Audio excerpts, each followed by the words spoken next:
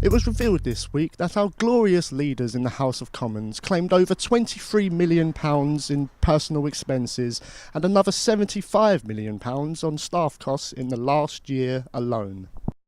Claims of up to £100,000 have been made for travel and accommodation expenses, and staff costs can soar to as much as £160,000 for only one MP. Not to mention that 155 MPs employ members of their own families, including Tory backbenchers Peter Bone and Christopher Chope, who pay their wives salaries upwards of £45,000 to be office managers and secretaries. Oh, and a total of £13,000 was claimed just for staff bonuses. All in it together, my fucking arse. It might not seem so far-fetched to see something like this happen in the future. We take Britain from the corrupt, the rich, the oppressors of a generation who have kept you down with myths of opportunity, and we give it back to you, the people.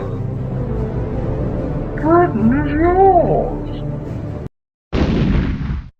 And if the Conservatives weren't too bothered with just stealing the country's money, it seems that their leader isn't bothered about safeguarding the country's secret documents either.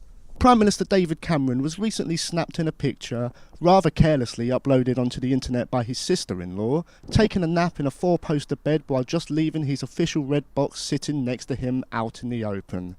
Apparently this was on the same day he left the case lying unguarded on a train. If only he can get rid of the nation's debt by simply leaving it lying around, would be an easy street. A court in Sweden has inadvertently ruled that it is apparently okay for people in the country to openly masturbate in public. The ruling follows the case of a 65-year-old man who was caught pleasuring himself on a Stockholm beach but acquitted of any sexual abuse type crime because he apparently wasn't targeting anyone with his actions. Wait, what? You couldn't have charged him with indecent exposure?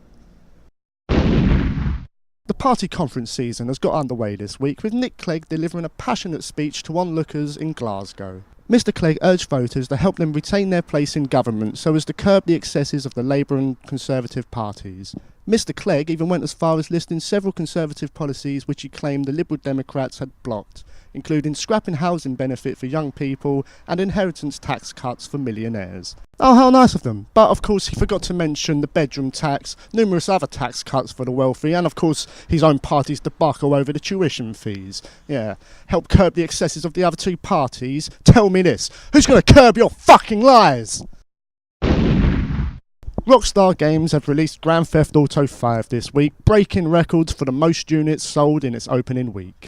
The game has attracted its share of criticism though, one of these detractors being Nick Clegg, who claims the content has a detrimental influence on Britain's society. Do you know what's also detrimental to Britain's society? Not telling the truth.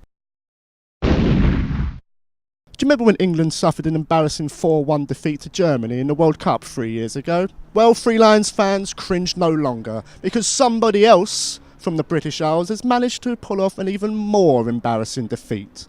Northern Ireland lost away to European minnows Luxembourg in a 3-2 loss that handed the team their first home victory in over 40 years.